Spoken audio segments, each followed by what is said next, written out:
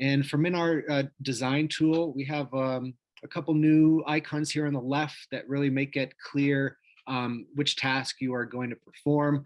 Obviously, you can start out now by tracing out the actual building outline, select its roof height, parapet height, whether it's a flat roof or a tilted roof.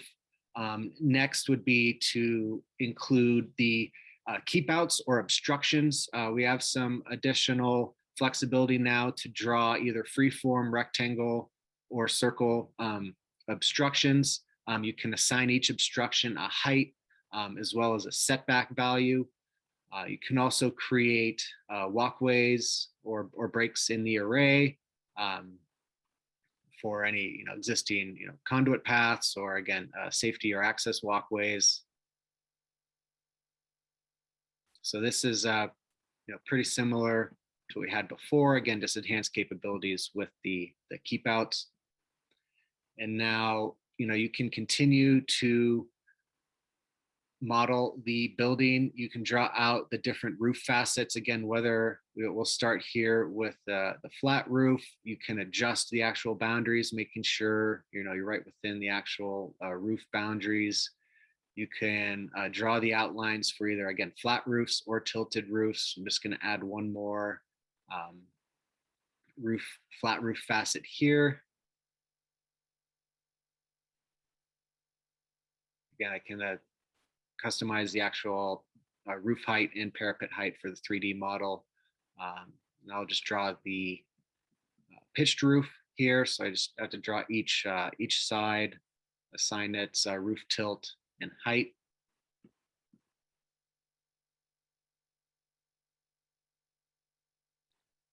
And what this does is really provide the ability to view any building across the world as a 3D model. You can also include, again, like shading obstructions and trees to view shadows and obstructions. But just on the building side here, we can go in and view, the roof obstructions, the parapet, the different flat and pitched facets of this roof.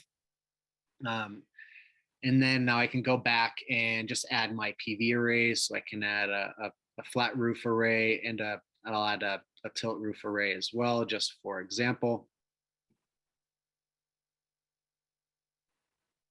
Of course, you can include setbacks, and then you can customize the array. Just double click to delete any modules you don't want it. So I'll just delete these single modules here.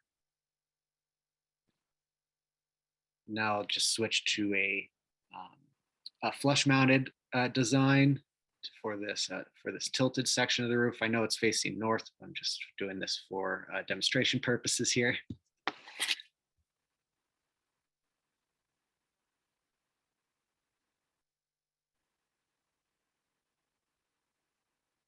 So just trying out the array area. You can, of course, sort between different orientations, include setbacks, double click to remove any modules that you don't want. And great. So now what I want to do is just zoom out and I'll show the 3D model with the arrays. Again, the model will take into account any shading from obstructions that we model, whether that's the parapets on the building or the trees next door. And that will enable us to both accurately and easily create a generation model and proposal for this customer. So this would be the actual output, where you can see, of course, the 3D design, the infrared radiation along the roof, monthly solar access values, total system generation. So again, we're providing even more avenues to enter more data and make sure that the design and quote is as accurate as possible.